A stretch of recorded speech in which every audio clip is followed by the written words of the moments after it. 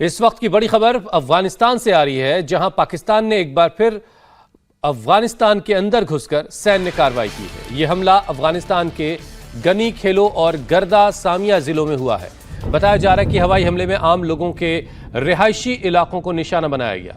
इस हमले में 17 अफगान आम लोगों की जानें गई हैं। पाकिस्तान ने दावा किया कि उनसे एयर स्ट्राइक करके सीमा पार उन्होंने 7 आतंकी कैंप और ठिकानों को निशाना बनाया। पाकिस्तान का कहना है कि ये ठिकाने तहरीक तालिबान पाकिस्तान और इस्लामिक स्टेट खुरासान से जुड़े हुए लोगों के थे। पाकिस्तान सरकार टीटीपी को फितना अल खवारिज कहती है। पाकिस्तान का कहना है कि हाल के आत्मघाती हमलों में, जिसमें इस्लामाबाद की इमाम बारगाह, बाज़ौर और बन्नू में धमाके हुए शामिल हैं, इन आतंकी हमलों के जवाब में ये कार्रवाई की गई है।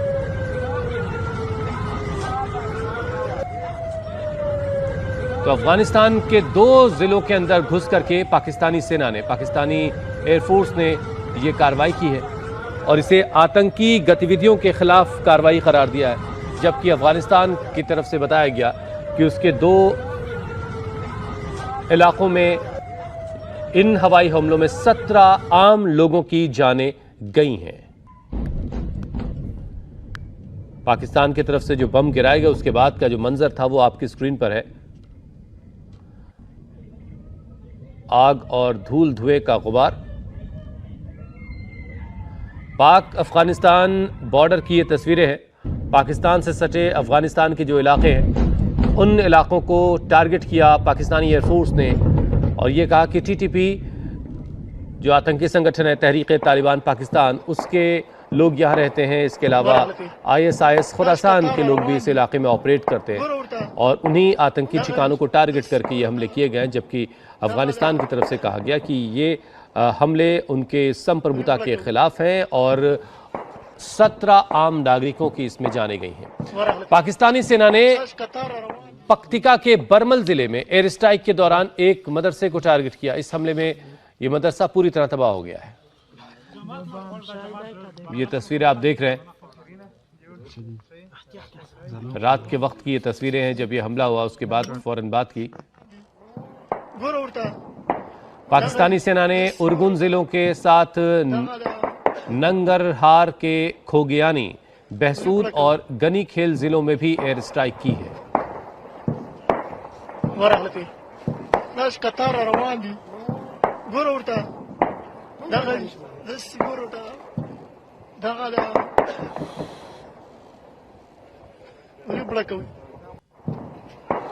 ये वो इलाके हैं जो पाकिस्तान से सटे हुए अफगानिस्तान के इलाके हैं, बिल्कुल बॉर्डर के करीब के हिस्से, जहां पर पाकिस्तानी एयरफोर्स ने घुस करके बमबारी की है और कई इलाकों पर बम बरसाए हैं और इसमें 17 लोगों की जानें गई हैं।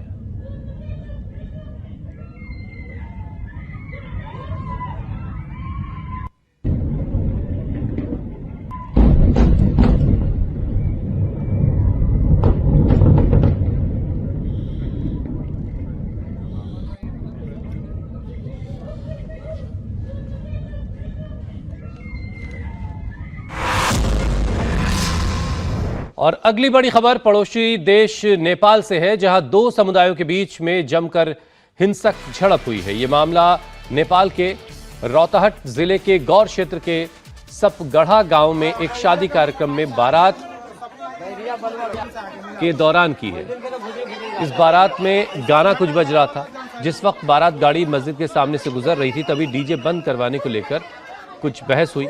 यह मामला इतना बढ़ा कि दोनों पक्षों के बीच पथराव हो गया, जिसके बाद उपद्रवी मस्जिद की छत पर चढ़ गए और वहां से पत्थरबाजी करने लगे। इसी दौरान कुछ लोगों ने घरों की छतों से भी पथराव किया।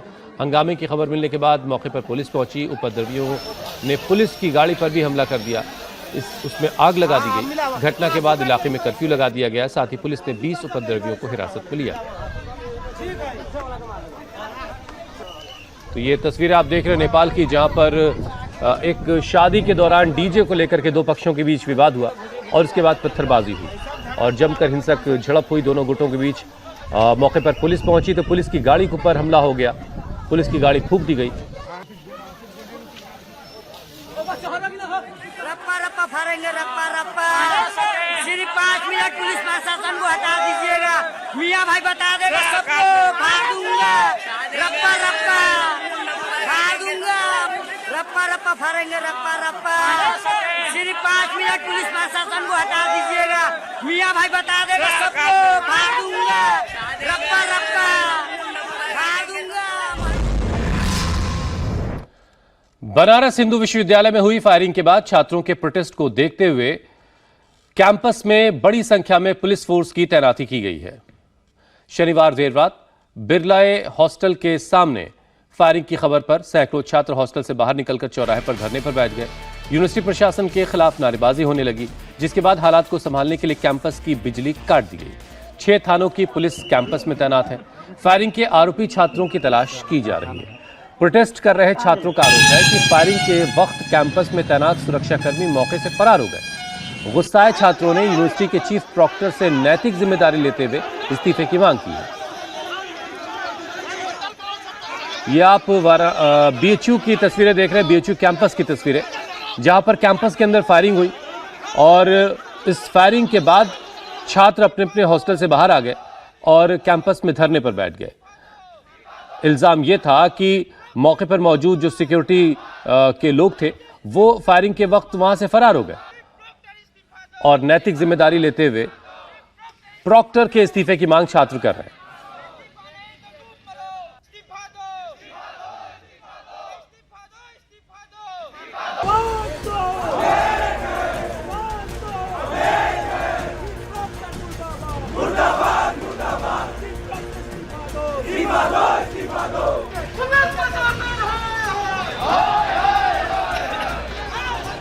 बनारस हिंदू विश्वविद्यालय के छात्र एक बार फिर आंदोलन के मूड में हैं।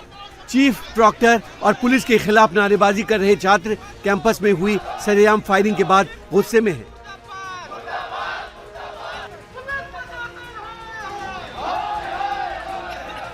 शनिवार रात करीब 9 बजे गोलीबारी के बाद बीएचयू के बिरला ए हॉस्टल के छात्रों ने कैंपस में जोरदार विरोध प्रदर्शन किया।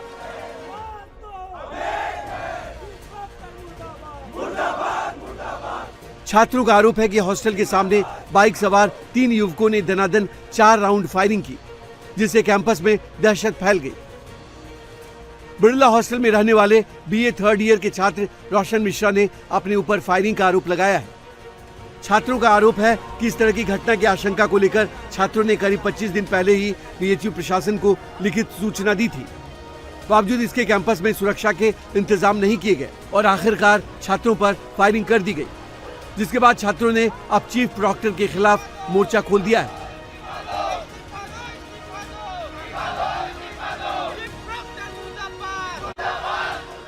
चार राउंड फायरिंग हुई और दोनों लोग के हाथ में था असलहा। तपस बाइक चला रहा था, ऋषभ राय और ये पीयूष तिवारी। किसको लक्ष्य करके फायरिंग हुई है? सर हमें और हमारे मित्र रोशन मिश्रा, क्योंकि बकायदे वक्त पे हम ही दोनों वहीं पे थे। जिसका कंप्लेंट जा रहा है मेरे प्रोक्टर के जो प्रोक्टोरियल बोर्ड के मेंबर है, हमारे वार्डन है सत्यप्रकाश सिंह सर, वो प्रोक्टोरियल बोर्ड के मेंबर भी, वो जब जानकारी दिए हैं उसके बावजूद भी आप गंभीरता से उस चीज को नहीं ले रहे, तो इसका मतलब आप सह दे रहे हैं। तो मेरी सिर्फ इतनी मांग है कि विश्वविद्यालय प्रशासन में चीफ साहब जो है, जिनको इसकी पूरी जानकारी थी, तत्काल प्रभाव से इस मामले की जिम्मेदारी लेते हुए पहले इस्तीफा दें। उनको पूरी जानकारी थी और स्थानीय प्रशासन से यही उम्मीद करते हैं कि वो कुछ संतोषजनक पहले करें। बनारस हिंदू यूनिवर्सिटी में गोली चलने की वारदात को 2 हॉस्टल से जुड़े विवाद के तौर पर देखा जा रहा है। बिरला और रुइया हॉस्टल के छात्रों के बीच हुए इस विवाद को लेकर कहा जा रहा है कि जिस छात्र पीयूष पर गोली चलाने का आरोप है वो रुइया हॉस्टल में रहता है।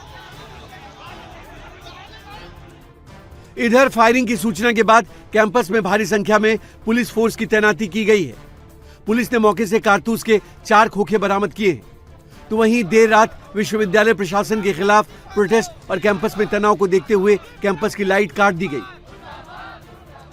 9:30 बजे हमारे एसीबी भेलीपुर को एक कॉल आया था। रोशन नामक विद्यार्थी ने कहा था कि उनके ऊपर जानलेवा हमला हुआ है, फायरिंग हुई है। सूचना प्राप्त होते ही हमारे चौकी इंचार्ज, एसएचओज और एसीपी और मैं खुद यहाँ पर मौके पे आया। मौका मुआयना हमने कर लिया है।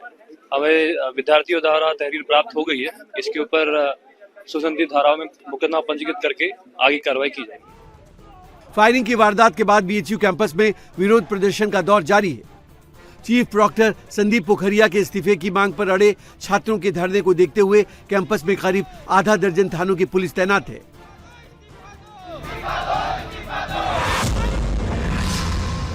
उधर पश्चिम बंगाल की जादवपुर यूनिवर्सिटी में इंटरनल कंप्लेंट्स कमेटी चुनाव को लेकर कैंपस में कैंपेनिंग की वजह से माहौल गरमाया हुआ है। दो स्टूडेंट ऑर्गेनाइजेशन के बीच हुई झड़प में 2 प्रोफेसर घायल हो गए तो करीब आधा दर्जन छात्र भी जख्मी हैं। कैंपेन के दौरान हुई इस घटना में टीचिंग कम्युनिटी और यूनिवर्सिटी अथॉरिटीज को चिंता में डाल दिया है। यूनिवर्सिटी के सूत्रों के मुताबिक पिछले कुछ दिनों से आईसीसी चुनाव को लेकर छात्र संगठनों के बीच खींचतान चल रही थी। इसी बीच शुक्रवार की शाम इंटरनेशनल मदर लैंग्वेज डे के मौके पर होने वाले एक इवेंट की तैयारी को लेकर मीटिंग थी, जिसमें छात्र और शिक्षक शामिल हुए। मीटिंग खत्म होने के थोड़ी देर बाद साइंस आर्ट्स चौराहे के पास 2 छात्र संगठनों के मेंबर आपस में भिड़ गए, जिसमें बीच बचाव करने गए टीचर भी जख्मी हुए।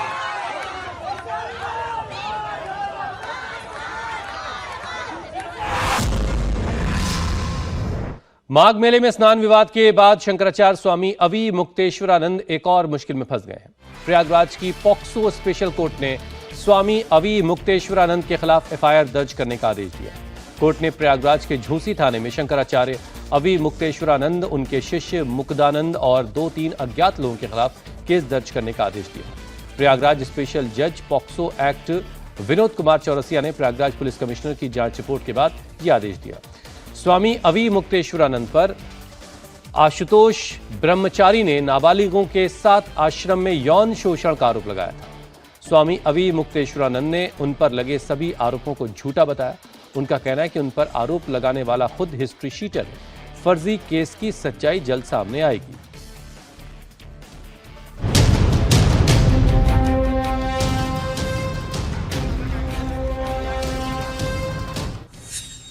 माननीय न्यायालय ने एफआईआर दर्ज करने के आदेश अभी मुक्तेश्वर के खिलाफ आदेश दिए हैं। तो गौ माता की जो आवाज हम उठा रहे हैं, इस आवाज को बंद करने के लिए सारे प्रयत्न हो रहे हैं। पुलिस विवेचना करेगी और सारे तथ्य कोर्ट को बताएगी कि कहां ये उन्होंने अपराध किया है, कैसे कैसे कितनी बार बच्चों के साथ कुकर्म किया है। मुकदमा दर्ज होकर के उस पर जांच होकर के दूध का दूध पानी का पानी होना, यही प्रक्रिया है। शंकराचार्य अभी मुक्तेश्वरानंद की बड़ी मुश्किलें। यौन शोषण के आरोप पर दर्ज होगी एफआईआर।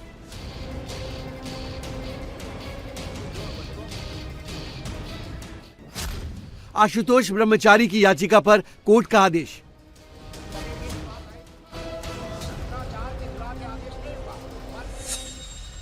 शंकराचार्य अभी मुक्तेश्वरानंद की मुश्किलें एक बार फिर बढ़ती दिख रही हैं।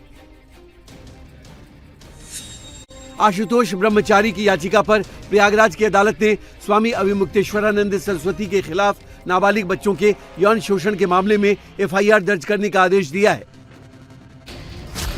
कोर्ट ने शंकराचार्य अभी मुक्तेश्वरानंद, उनके शिष्य मुकुंदानंद और 2-3 अज्ञात लोगों के खिलाफ केस दर्ज करने का आदेश दिया है। प्रयागराज स्पेशल जज पॉक्सो एक्ट विनोद कुमार चौरसिया ने प्रयागराज पुलिस कमिश्नर की जांच रिपोर्ट के बाद यह आदेश जारी किया है। अपने आदेश में कोर्ट ने कहा कि आरोप गंभीर और संज्ञेय अपराध की श्रेणी में आते हैं और पॉक्सो अधिनियम लागू होता है। सबूत जुटाने के लिए पुलिस जांच जरूरी है। केवल निजी शिकायत से मामला आगे बढ़ना उचित नहीं होगा। माननीय अदालत ने केवल सीधे आदेश नहीं किया, बल्कि उन्होंने पुलिस कमिश्नर प्रयागराज के द्वारा आरोपित तथ्यों का क्या कहते हैं विधिवत उन्होंने इंक्वायरी भी कराई। विवेचना नहीं, इंक्वायरी प्रथम दृष्टया होती है, विवेचना तब होती है जब प्रथम सूचना रिपोर्ट दर्ज हो जाती है। उसमें केवल ये नहीं कहा कि प्रथम सूचना रिपोर्ट दर्ज कर विवेचना करें जैसे एक सामान्य आदेश होता है। चूंकि ये विशिष्ट और विशिष्टतम प्रकरण था, इसलिए माननीय अधीनस्थ न्यायालय ने स्तब्धता महसूस करते हुए उन तथ्यों पर किया, जैसे होता है हाय राम, ऐसा भी। कोर्ट के आदेश के बाद आशुतोष ब्रह्मचारी ने कहा कि उन्हें कोर्ट से न्याय मिला है और वो लोगों के सामने सच्चाई को बाहर लाएंगे। माननीय न्यायालय ने एफआईआर दर्ज करने के आदेश अभी मुक्तेश्वर जैसे घिनौने कुकर्मी कालनेमी के खिलाफ और उनके शिष्य मुकुंदानंद के खिलाफ आदेश दिए हैं और यह आदेश उन नाबालिग बच्चों के लिए, उन न्याय के लिए, उन न्याय के मंदिर में मिला है प्रथम दृष्टया में न्याय मिला है। इसमें पुलिस विवेचना करेगी और सारी चीज, सारे तथ्य कोर्ट को बताएगी कि कहां कहां ये उन्होंने अपराध किया है, कैसे कैसे कितनी बार बच्चों के साथ कुकर्म किया है और कैसे कैसे किया है, मुंह के द्वारा किया है और गंदी जगह से किया है, सब माननीय न्यायालय को बताया जाएगा। स्वामी अभिमुक्तेश्वरानंद सरस्वती पर श्री कृष्ण जन्मभूमि मुक्ति निर्माण ट्रस्ट के अध्यक्ष और शाकुंभरी पीठाधीश्वर आशुतोष ब्रह्मचारी ने अभिमुक्तेश्वरानंद की सेवा में लगे आश्रम के बच्चों के साथ यौन शोषण के गंभीर आरोप लगाए थे। इन आरोपों को लेकर उन्होंने प्रयागराज कोर्ट में 28 जनवरी को 173(4) के तहत कंप्लेंट रजिस्टर करने के लिए याचिका दाखिल की थी, जिसके बाद दोनों नाबालिगों के कोर्ट में वीडियोग्राफी के साथ बयान दर्ज किए गए थे। सुनवाई के बाद पॉक्सो स्पेशल कोर्ट ने फैसला सुरक्षित रख लिया था, जिसके बाद अब कोर्ट ने FIR दर्ज करने का आदेश दिए हैं। देखिए, छोटे छोटे बच्चों के साथ अभिमुक्तेश्वरानंद कुकर्म करते थे, लैंगिक अपराध करते थे और सबसे पहले इनके जो शिष्य है मुकुंदानंद, वह उस अपराध को करके दिखाता था, बताता था कि ऐसे ऐसे आप करिए और उसके बाद गुरु सेवा मिलेगी। जब बच्चों को, छोटे छोटे बच्चों को ऐसे बताया जाता है गुरु में, तो उन्होंने भी उस तरह करना पड़ा उनको मजबूरी। वहीं कोर्ट के आदेश के बाद अभिमुक्तेश्वरानंद सरस्वती ने कहा कि ये पूरा झूठा मामला है। वो कोर्ट के आदेश का पालन करेंगे और कोर्ट में सबूतों के साथ लड़ेंगे। वो माता की जो आवाज हम उठा रहे हैं, इस आवाज को बंद करने के लिए सारे प्रयत्न हो रहे हैं। उन्हीं में से एक प्रयत्न ये भी कि मुकदमा तो दर्ज होगा ना। बिना मुकदमा दर्ज हुए जांच कैसे होगी, और बिना जांच के अगर खारिज कर देगा तो आप कहेंगे साहब बिना जांच के खारिज कर दिया। इसलिए मुकदमा दर्ज होकर के उस पर जांच होकर के दूध का दूध पानी का पानी होना, यही प्रक्रिया है और ये प्रक्रिया बिल्कुल सही है, हम स्वागत करते हैं। यौन शोषण के आरोप को झूठा मामला बताने के साथ ही शंकराचार्य अभिमुक्तेश्वरानंद ने आशुतोष ब्रह्मचारी पर भी गंभीर आरोप लगाए हैं। अभिमुक्तेश्वरानंद ने कहा कि आशुतोष ब्रह्मचारी हिस्ट्री शीटर है, पहले भी लोगों के ऊपर झूठे केस किए हैं। वो लोगों को धमकाता है और धन की उगाही करता है। वो माता की जो आवाज हम उठा रहे हैं, इस आवाज को बंद करने के लिए सारे प्रयत्न हो रहे हैं। उन्हीं में से एक प्रयत्न ये भी है। शंकराचार्य अभिमुक्तेश्वरानंद ने इस पूरे मामले को कथावाचक रामभद्राचार्य से भी जोड़ दिया है। अभिमुक्तेश्वरानंद ने आरोप लगाया कि आशुतोष महाराज रामभद्राचार्य के शिष्य हैं और उनके कहां तक कनेक्शन है ये सब जानते हैं। कि मुकदमा तो दर्ज होगा ना। बिना मुकदमा दर्ज हुए जांच कैसे होगी, और बिना जांच के अगर खारिज कर देगा तो आप कहेंगे साहब बिना जांच के खारिज कर दिया। इसलिए मुकदमा दर्ज होकर के उस पर जांच होकर के दूध का दूध पानी का पानी होना, यही प्रक्रिया है और ये प्रक्रिया बिल्कुल सही है, हम स्वागत करते हैं। अब इस मामले में दो लड़ाई शुरू हो गई है। एक लड़ाई कोर्ट में लड़ी जाएगी, वहीं दूसरी लड़ाई कोर्ट के बाहर होगी। इन सब के बीच एक बात तय है कि आने वाले दिनों में शंकराचार्य स्वामी अभिमुक्तेश्वरानंद की मुश्किलें बढ़ने वाली हैं। और अब देखिए दिव्यांगजनों के लिए हमारा खास बुलेटिन। अमेरिकी राष्ट्रपति डोनाल्ड ट्रंप ने 24 घंटे के अंदर ग्लोबल टैरिफ 10% से बढ़ाकर 15% कर दिया है। उन्होंने शनिवार को सोशल मीडिया प्लेटफॉर्म पर पोस्ट कर इसकी जानकारी दी। इससे पहले ट्रंप ने शुक्रवार को सभी देशों पर 10% टैरिफ लगाने वाले एग्जीक्यूटिव ऑर्डर पर साइन किया था। दरअसल अमेरिकी सुप्रीम कोर्ट ने शुक्रवार को ट्रंप के दुनिया भर के देशों पर लगाए गए टैरिफ को रद्द कर दिया था। इससे नाराज होकर ट्रंप ने दुनिया भर के देशों पर 10% टैरिफ लगा दिया था। वहीं ट्रंप ने दावा किया कि कई देश दशकों से अमेरिका का फायदा उठाते रहे। ये फैसला उसी के जवाब में लिया जा रहा है। प्रधानमंत्री नरेंद्र मोदी आज यूपी के मेरठ को बड़ी सौगात देंगे। पीएम मोदी दोपहर 12:30 बजे शताब्दी नगर नमो भारत स्टेशन पर मेरठ मेट्रो और नमो भारत ट्रेन को हरी झंडी दिखाएंगे। PM Modi Meerut south station तक मेट्रो का सफर करेंगे। दोपहर 1 बजे पीएम मोदी मेरठ में लगभग 12,930 करोड़ रुपए की कई परियोजनाओं का उद्घाटन करेंगे। इसके बाद पीएम मोदी एक जनसभा को भी संबोधित करेंगे। पीएम मोदी दिल्ली मेरठ नमो भारत कॉरिडोर राष्ट्र को समर्पित करेंगे। रीजनल रैपिड ट्रांजिट सिस्टम के बाकी खंडों का भी उद्घाटन करेंगे। यूपी के सीएम योगी आदित्यनाथ आज से सिंगापुर और जापान के दौरे पर रहेंगे। सीएम योगी का ये दौरा 4 दिनों का रहेगा। सीएम योगी 23 और 24 फरवरी को सिंगापुर में रहेंगे। सिंगापुर में सीएम योगी प्रवासी भारतीयों और कई बिजनेस लीडर से मिलेंगे। 25 और 26 फरवरी को जापान के सीएम योगी आदित्यनाथ कई इन्वेस्टर्स से मुलाकात करेंगे। सीएम योगी का ये दौरा यूपी की निवेश कूटनीति और इंडस्ट्रियल ग्रोथ के लिए महत्वपूर्ण माना जा रहा है। असम में विधानसभा चुनाव से पहले सियासी घमासान जारी है। असम कांग्रेस के पूर्व अध्यक्ष भूपेन बोरा आज बीजेपी में शामिल होंगे। भूपेन बोरा ने हाल ही में कांग्रेस पार्टी से इस्तीफा दिया था। इसके बाद असम के मुख्यमंत्री हिमंता बिस्वा शर्मा ने बोरा के साथ प्रेस कॉन्फ्रेंस की थी। हिमंता ने ही बोरा के बीजेपी में शामिल होने की बात बताई थी। वहीं भूपेन बोरा ने बताया कि जब उन्होंने पार्टी से इस्तीफा दिया तो राहुल गांधी ने उन्हें फोन किया था। जयपुर में आज भारतीय वायुसेना का हैरत अंगेज करतब देखने को मिलेगा। जल महल के ऊपर एरोबैटिक डिस्प्ले का आयोजन किया जाएगा। इसके लिए सारी तैयारियां पूरी कर ली गई हैं। भारतीय वायुसेना की Surya Kiran team air show का प्रदर्शन करेगी। इस एयर शो में देश के बेहतरीन फाइटर पायलट शामिल होंगे। हॉक MK-132 जेट से 1000 फीट की ऊंचाई पर तिरंगा बनाना इस शो की सबसे आकर्षक पहल होगी। इस बार के एयर शो में खास बात यह है कि सारंग टीम भी हिस्सा लेगी। वहीं 20 फरवरी को भी भव्य एरोबैटिक डिस्प्ले का आयोजन किया गया। और इस वक्त की बड़ी खबर अफगानिस्तान से है, जहां पाकिस्तान ने एक बार फिर से अफगानिस्तान के अंदर घुसकर सैन्य कार्रवाई की है। यह हमला अफगानिस्तान के गनी खेलो गर्दा खामिया जिलों में हुआ है। बताया जा रहा है कि हवाई हमले में आम लोगों के रिहायशी इलाकों को टारगेट किया गया। इस हमले में 19 लोगों की जानें गई हैं। इस हमले में मरने वालों की संख्या भी और बढ़ सकती है। पाकिस्तान ने दावा किया कि उसने ये एयर स्ट्राइक सीमा पार आतंकी कैंपों को टारगेट करके की है। पाकिस्तान का कहना है कि ये ठिकाने तहरीक तालिबान पाकिस्तान और इस्लामिक स्टेट खुरासान से जुड़े हुए लोगों के थे। पाकिस्तान सरकार TTP को फितना अल ख्वारिज कहती है। पाकिस्तान का कहना है कि हाल के वक्त में जो आत्मघाती हमले पाकिस्तान में हुए उसमें ये ग्रुप जिम्मेदार है। इमाम बारगाह, बाजौर और बन्नू में जो धमाके हुए उनके आरोपी यहाँ शामिल हैं। उन्हीं के जवाब में ये कार्रवाई की गई है। वहीं अफगानिस्तान की तरफ से कहा गया कि पाकिस्तान ने बेगुनाह लोगों पर हमला किया है, वो इसका बदला लेगा।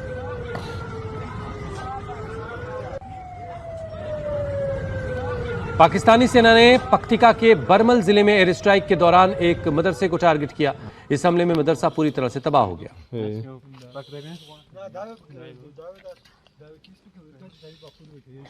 पाकिस्तान ने जिस मदरसे को टारगेट किया, स्ट्राइक की, वो मलबे का ढेर बन चुका है। बताया जा रहा है कि जिस वक्त हमला हुआ मदरसे में लोग मौजूद थे।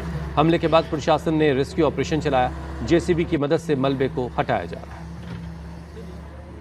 आप ये जो तस्वीरें देख रहे हैं ये अफगानिस्तान के अंदर की हैं। पाकिस्तान से सटा हुआ बॉर्डर, अफगानिस्तान का इलाका जिसे पाकिस्तान ने टारगेट किया और एक मदरसा जमींदोज कर दिया गया। एक मदरसे को हमले में जिस वक्त काफ़ी लोग बताया जा रहा मदरसे में मौजूद थे। पाकिस्तानी सेना ने उरगुन जिले के साथ साथ नंगरहार के खोगियानी, बहसूद और गनी खेल जिलों में भी एयर स्ट्राइक की है। सीमा से सटे 7 जिलों को टारगेट किया पाकिस्तानी एयरफोर्स ने, जिसमें एक मदरसा भी शामिल है और मदरसे की बिल्डिंग तबाह हो गई है। अब तक 19 लोगों की मौत की खबर है और यह आंकड़ा अभी और बढ़ सकता है।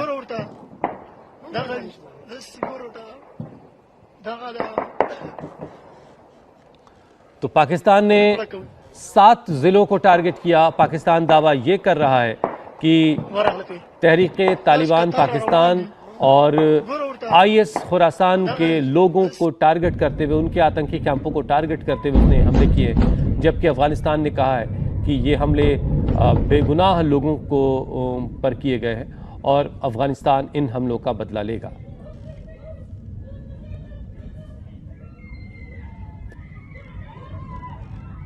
देर रात पाकिस्तानी एयरफोर्स ने ये हमले किए। TTP पाकिस्तान ने आतंकी हमले में शामिल रहा है। अभी हाल के वक्त में पाकिस्तान में एक इमाम बारगाह पर हमला हुआ था, एक मस्जिद पर हमला हुआ था और इनमें काफ़ी लोगों की जानें गई थी। पाकिस्तान की तरफ से कहा जा रहा है कि ये उन हमलों के जवाब में ये कार्रवाई की गई है।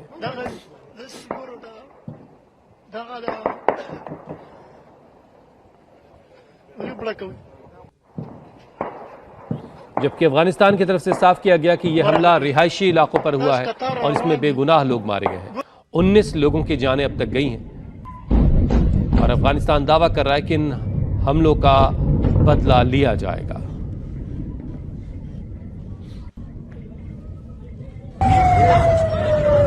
पाकिस्तान अफगान बॉर्डर की ये तस्वीरें हैं और ये इलाका, ये जो ज़िले हैं ये अफगानिस्तान के अंदर के हैं। यानी पाकिस्तान की एयरफोर्स ने अफगानिस्तान के अंदर घुसकर ये हमले किए और 7 ज़िलों में ये हमले किए गए। इन हमलों में एक मदरसे की बिल्डिंग पूरी तरह से तबाह हो गई। और अब तक 19 लोगों की मौत की खबर है।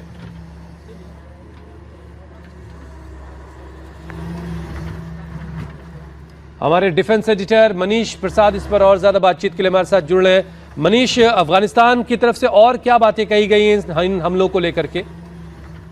देखिए, लगभग ऐसा शुरुआती जांच में पता किया कि ये जो इंसिडेंट हुआ, ये इंसिडेंट होने के साथ साथ ये पूरे सोच समझ के जो पूरी तैयारी है वो की गई और फिर उसके बाद ये अटैक किया गया। और उसी दौरान जो अफगानिस्तान में इस समय पूरी की पूरी हायरार्की है, उनको भी ये पता नहीं था कि इस समय जो ये अटैक किया जाएगा। लेकिन इसमें दो बातें बहुत ही क्लियर है। पहली बात, ये सरप्राइज अटैक के तौर पर था ताकि जो अफगानिस्तान के अंदर पाकिस्तान के आतंकी अड्डे हैं या उनको चलाने वाले को पूरी तरह से तबाह किया जाए। लेकिन अभी के हालात में जो दिखाई दे रहा है उसके मुताबिक जैसे उनका पर्स हो या फिर घड़ी हो, उसके अलावा बाकी सारी चीजें वही पुरानी पहले वाली दिखाई दे रही है। तो ये बहुत ही चैलेंजिंग टास्क है। और ऊपर से चाहे डूरल लाइन के बीच में कन्वर्सेशन हो या फिर उसके बाद इस समय के हालात में कन्वर्सेशन, सब जगह घड़ी की बहुत ही ज्यादा महत्व है और वही इसमें दिखाई दे रहा है। और वो पूरा ना होने पर आपस में लड़ते हुए तस्वीरें सामने आ रही हैं। मनीष, किसी तरह का रिटेलिएशन, किसी तरह की जवाबी कार्रवाई अफगानिस्तान ने इन हमलों के दौरान नहीं की? देखिए हुसैन, बहुत ही सोचे समझे तरीके से पाकिस्तान ने समय चुना। पूरे दिन के पहर के इस टाइम पर जब भी आप ऐसी बातें करेंगे तो हमेशा आपने देखा होगा कि रिपोर्टर या पत्रकार जो भी होगा वो उठ के चला जाता है। ठीक उसी की तरह पर जब बूमर के जरिए यानी अपने हथियारों और सामान के जरिए जो हम वो कहते हैं कि जाके पाकिस्तान से मिल लो, उस दौरान मिलने की वो पूरी के पूरा जो हायरार्की है, पूरा का पूरा सीक्वेंस है, उन सभी में इस बात का बड़ा ध्यान रखा जाता है कि कौन आ रहा है, कैसे आ रहा है, कैसे मिलेगा और क्या मिलेगा। तो ये बिल्कुल कुछ बात है, लेकिन ये वेरी करता है। चलिए, अभी और इंतजार करना होगा, उसके बाद अफगानिस्तान के कदम के बारे में और हम डिटेल में दर्शकों को बता पाएंगे। बहुत शुक्रिया मनीष हमारे साथ जुड़ने के लिए। अमेरिका के वर्जीनिया में एक सड़क पर हुई गोलीबारी में 2 लोगों की मौत हो गई, 7 लोग जख्मी हो गए। मारे गए लोगों में एक महिला और एक पुरुष है। दोनों को कई गोलियां लगी हैं। पुलिस के मुताबिक हमलावरों की संख्या 2 थी। इन लोगों का किसी बात को लेकर आपसी विवाद हुआ था, जिसकी वजह से गोलीबारी हुई। घायलों में भी 3 पुरुष और 4 महिलाएं हैं, जिन्हें अस्पताल में भर्ती करवाया गया है।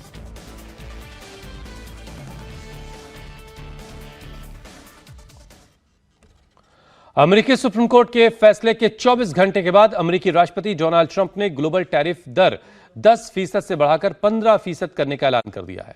अमेरिकी राष्ट्रपति ने सोशल साइट ट्रुथ पर पोस्ट करके कहा कि वो अपनी नई ग्लोबल टैरिफ दर को 10% से बढ़ाकर 15% करेंगे। राष्ट्रपति ट्रंप ने कहा कि वो अमेरिका के राष्ट्रपति के तौर पर तुरंत इसे लागू होने वाले देशों पर 10% से वर्ल्ड वाइड टैरिफ बढ़ा रहे हैं, जिनमें से कई देश दशकों से बिना किसी बदले के अमेरिका को लूट रहे हैं। इसे कानूनी तौर पर 15% के लेवल तक बढ़ा दूंगा। अमेरिकी सुप्रीम कोर्ट की तरफ से उनके टैरिफ पर रोक लगाने को गैर कानूनी बताने के बाद ग्लोबल 10% टैरिफ लगाने का ऐलान किया था। अब फिर से टैरिफ को बढ़ाने का मतलब है कि ट्रंप इतनी आसानी से झुकने वाले नहीं हैं। ट्रंप ने धारा 122 का उपयोग करते हुए 150 दिनों की अवधि के लिए अमेरिका में इंपोर्ट होने वाली चीजों पर 10% का टैरिफ लगाया और अब इसे बढ़ाकर 15% कर दिया है।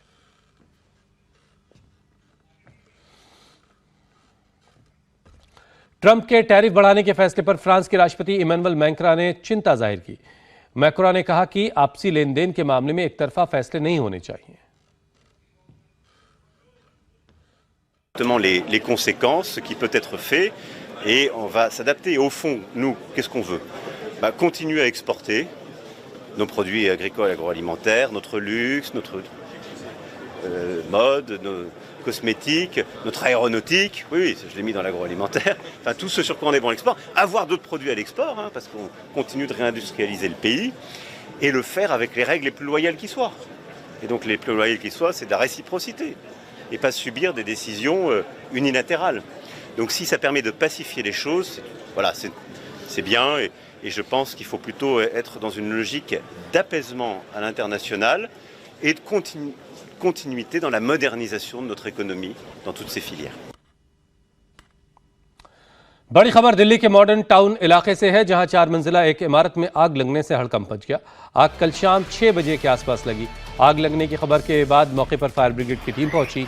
आग बुझाने का काम शुरू हुआ, लेकिन बिल्डिंग में लगी आग को बुझाने में फायर ब्रिगेड की टीम के पसीने छूट गए। करीब 3.5 घंटे की मशक्कत के बाद आग पर काबू पाया जा सका। राहत की बात ये रही कि आग में कोई जनहानि नहीं हुई। आग लगते ही सभी फ्लोर से लोग पहले ही बाहर आ गए थे। बाद में चौथी मंजिल पर फंसे एक बच्चे को फायर ब्रिगेड और स्थानीय लोगों की मदद से निकाल लिया गया। बताया जा रहा है कि 4 मंजिला इमारत में ये आग टॉप फ्लोर पर लगी थी, लेकिन शाफ्ट के जरिए आग सभी फ्लोर तक पहुंच गई।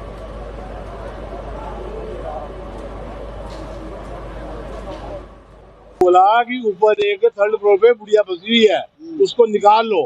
तो हमने पुलिस वालों को बोला भी ऊपर चलो, ऊपर चलते हैं। वो 2-3 लोकल आदमी थे, हम भी ऊपर गए। ऊपर देखा ताला लगा हुआ था, फिर वो ताला तोड़ा हमने।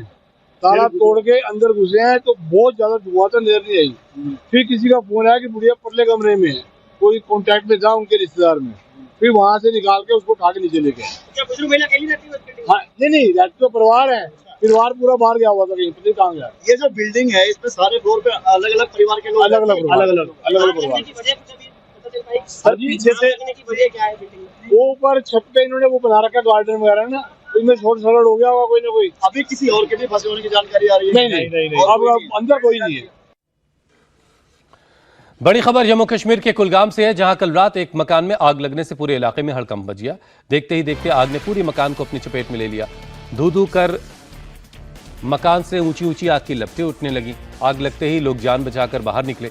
मौके पर पहुंची दमकल विभाग की टीम ने आग पर काबू पाने के लिए काफी मशक्कत की। राहत की बात यह रही कि आग में कोई हताहत नहीं हुआ है।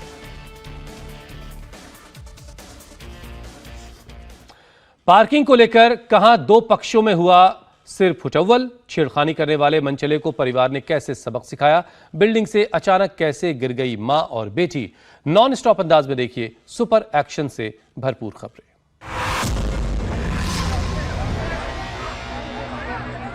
कॉलोनी के मेन गेट पर जबरदस्त हंगामा मचा है। घूंसे चल रहे हैं, थप्पड़ पर थप्पड़ रसीद किए जा रहे हैं, गुत्थम गुत्थी हो रही है। बवाल ऐसा है कि समझना मुश्किल है कि कौन किसे मार रहा है और कौन किसे बचा रहा है। मारपीट में पुरुष हैं, बुजुर्ग हैं और तो और महिलाएं भी हैं। मारपीट की ये तस्वीर यूपी के गाजियाबाद की है, जहां शुक्रवार रात करीब 12 बजे पार्किंग को लेकर विवाद इतना बढ़ा कि इस तरह की मारपीट की नौबत आ गई। दरअसल एक पक्ष ने खाली पड़े प्लॉट के बाहर अपनी कार खड़ी कर दी थी, जिस पर दूसरे पक्ष ने आपत्ति जताई। दोनों के बीच कहासुनी हुई, लेकिन कहासुनी इतनी बढ़ी कि एक पक्ष ने दूसरे पक्ष पर हमला कर दिया। मारपीट में कई लोगों को गंभीर चोटें आई हैं। शिकायत मिलने पर मौके पर पुलिस पहुंची और 2 लोगों को गिरफ्तार कर ले गई।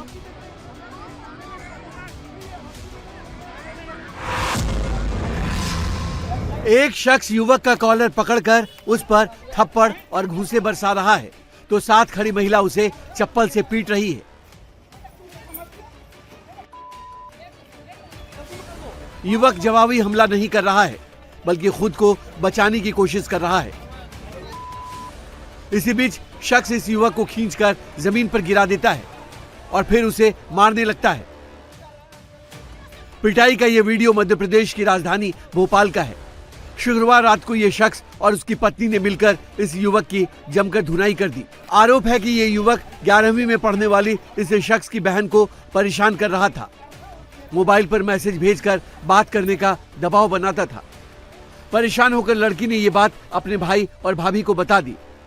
शुक्रवार को जब यह मनचला लड़की का पीछा करने पहुंचा तो वहीं लड़की के भैया और भाभी पहुंच गए। मनचले को पकड़कर उसकी जमकर पिटाई कर दी। पिटाई के बाद मनचले को पुलिस के हवाले कर दिया गया। पुलिस ने आरोपी के खिलाफ धारा 151 के तहत कार्रवाई शुरू कर दी है।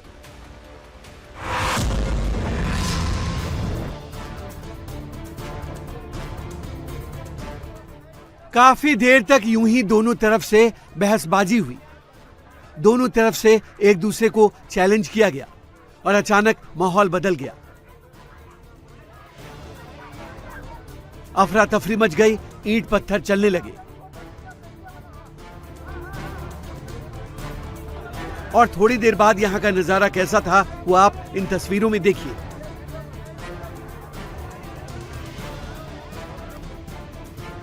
कार में जमकर तोड़फोड़ की गई। कार के शीशे तोड़ दिए गए।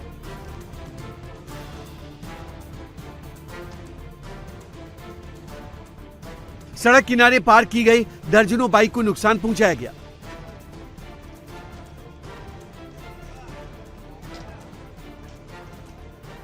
हंगामे के बाद की ये तस्वीर अहमदाबाद के शहर कोटड़ा वोरा नगर रोजा के पास की है, जहां शुक्रवार रात को वंदे मातरम पार्टी प्लॉट में एक शादी समारोह के दौरान लाउड स्पीकर पर भजन बजाने को लेकर दो गुटों में विवाद हुआ और फिर जमकर मारपीट हो गई।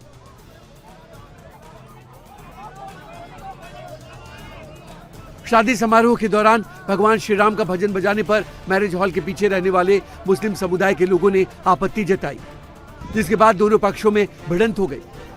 मारपीट के दौरान जमकर पथराव हुआ और कई गाड़ियों को नुकसान पहुंचाया गया।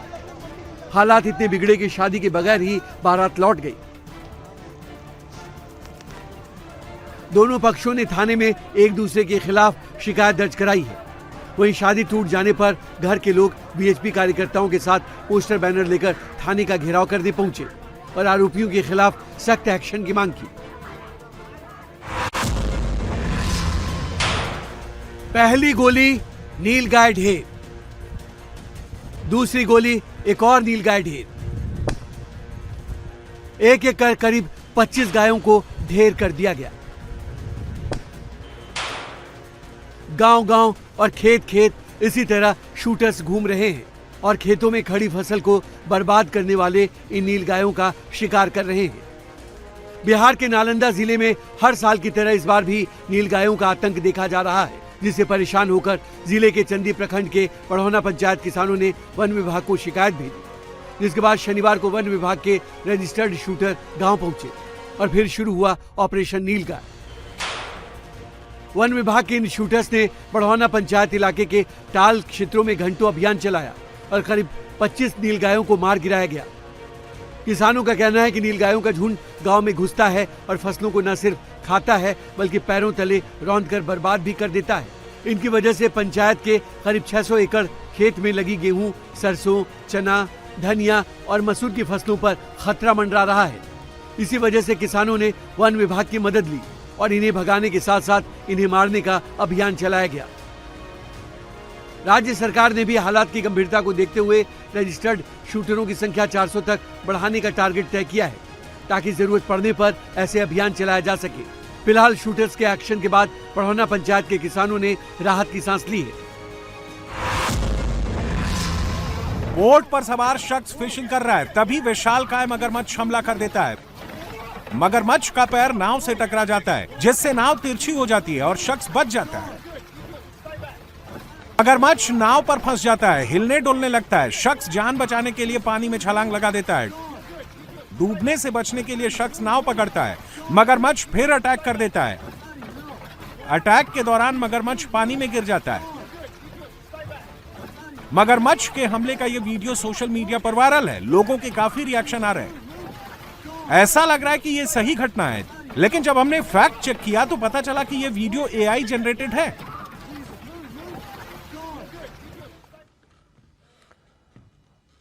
दिल्ली से सटे गुरुग्राम में लिव इन पार्टनर को बंधक बनाकर पीटने और बेरहमी करने का मामला सामने आया। पीड़ित छात्रा त्रिपुरा की रहने वाली है और गुरुग्राम में लिव इन पार्टनर के साथ रहकर एक यूनिवर्सिटी में पढ़ाई कर रही थी। छात्रा के साथ हैवानियत और बंधक बनाकर रखने की शिकायत छात्रा के पेरेंट्स ने गुरुग्राम पुलिस से की, जिसके बाद मौके पर पहुंची पुलिस ने छात्रा को गंभीर हालत में पाया। उसे इलाज के लिए अस्पताल में भर्ती करवाया गया है। छात्रा के बयान और मेडिकल रिपोर्ट के आधार पर पुलिस ने मामला दर्ज करते हुए आरोपी को गिरफ्तार कर लिया है। अपने साथी की हैवानियत करने वाला 19 साल का आरोपी शिवम दिल्ली का रहने वाला है। इसमें एक इन्फॉर्मेशन पुलिस को मिली थी और इन्फॉर्मेशन में पाया गया था कि पीजी में एक व्यक्ति के द्वारा अपनी किसी मित्र के साथ में मारपीट है वो की गई है। पुलिस के द्वारा तुरंत वहां जाकर के चेक किया गया था, जिसमें कि लगाए गए एलिगेशंस की पुष्टि हुई थी। पुलिस के द्वारा मामले में एफआईआर रजिस्टर की गई है। एफआईआर रजिस्टर करने के बाद में इसमें एक 19 वर्षीय व्यक्ति था, जिसको पुलिस के द्वारा गिरफ्तार किया गया है। ये व्यक्ति है, इसकी पहचान शिवम के रूप में हुई है। ये बेसिकली दिल्ली का रहने वाला है। फिलहाल पुलिस के द्वारा इस अक्यूज को अरेस्ट कर लिया गया है। जो लड़की थी उसको हॉस्पिटलाइज कराया गया है।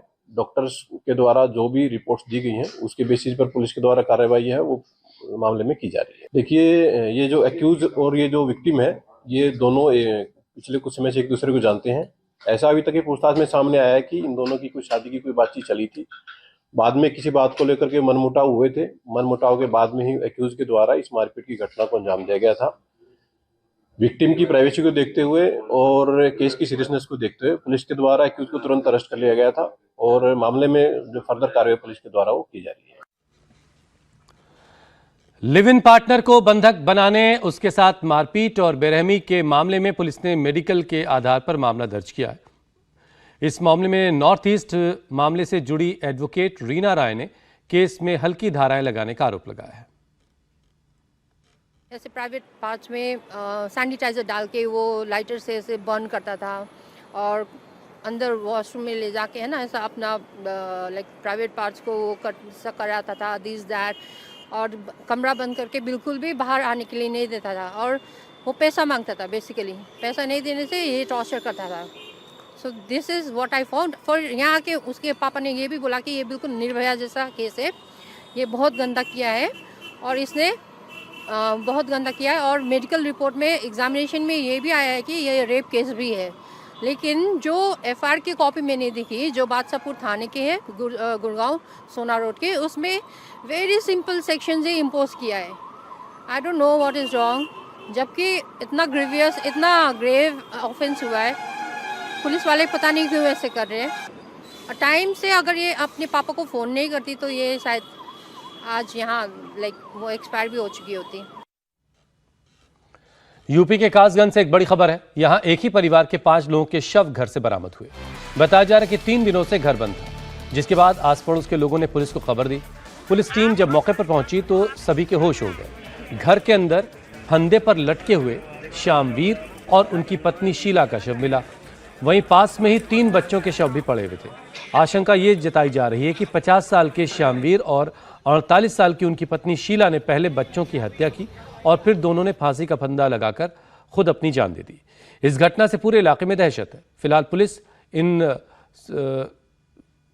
मौतों की वजह का पता लगाने में लगी हुई है। श्यामवीर उर्फ सप्तवीर, जिसकी उम्र लगभग 50 वर्ष है, वो अपने परिवार सहित यहाँ रहता था और 2-3 दिन से वो और उसका परिवार यहाँ बाहर नहीं आए हैं। स्थानीय पुलिस यहाँ मौके पर आई और उस परिसर में पीछे जो जाली का दरवाजा है उस पर एक कपड़ा बंधा हुआ था। उसको फाड़कर जब देखा तो देखा गया कि अंदर श्यामवीर का मृत शव फंदे पर लटका हुआ है और बाहर से देखने से ऐसा प्रतीत हुआ कि कुछ और शव बिस्तर पर पड़े हुए हैं। जो परिसर है उसमें आगे एक शटर है और पीछे एक दरवाजा है, दोनों अंदर से बंद थे। कोई फोर्स्ड एंट्री के साइंस नहीं है। मौके पर 5 शव बरामद हुए हैं। प्रथम दृष्टया ये प्रतीत हो रहा है कि श्यामवीर के द्वारा ही ये पूरी घटना की गई है और उसके बाद उसके द्वारा फांसी लगा ली गई है। प्रधानमंत्री नरेंद्र मोदी आज यूपी के मेरठ के दौरे पर रहेंगे, जहां वो करीब 12,930 करोड़ रुपए से ज्यादा की डेवलपमेंट प्रोजेक्ट्स का उद्घाटन और शिलान्यास करेंगे। दोपहर 12:30 बजे पीएम शताब्दी नगर नमो भारत स्टेशन पर मेरठ मेट्रो और नमो भारत ट्रेन को हरी झंडी दिखाएंगे। यहां से वो मेरठ साउथ स्टेशन तक सफर भी करेंगे। इसके बाद दोपहर करीब 1 बजे पीएम मोदी मेरठ के विभिन्न विकास परियोजनाओं का उद्घाटन कर उन्हें राष्ट्र को समर्पित करेंगे। वो इस मौके पर एक सभा को भी संबोधित करेंगे। 82 किलोमीटर लंबे दिल्ली मेरठ नमो भारत कॉरिडोर को राष्ट्र को समर्पित करेंगे। पीएम मोदी भारत की पहली नमो Bharat regional rapid transit system की बाकी बचे खंडों का भी उद्घाटन करेंगे। इनमें दिल्ली में सराय काले खां और न्यू अशोक नगर के बीच का 5 किलोमीटर का खंड और यूपी में मेरठ साउथ से मोदीपुरम के बीच 21 किलोमीटर का खंड शामिल है। 180 किलोमीटर प्रति घंटे की रफ्तार के साथ नमो भारत ट्रेन देश की पहली रीजनल रैपिड ट्रांजिट सिस्टम है। नमो भारत रैपिड ट्रेन से साहिबाबाद, गाजियाबाद, मोदीनगर और मेरठ जैसे प्रमुख शहरी केंद्र दिल्ली से और तेजी से जुड़ जाएंगे।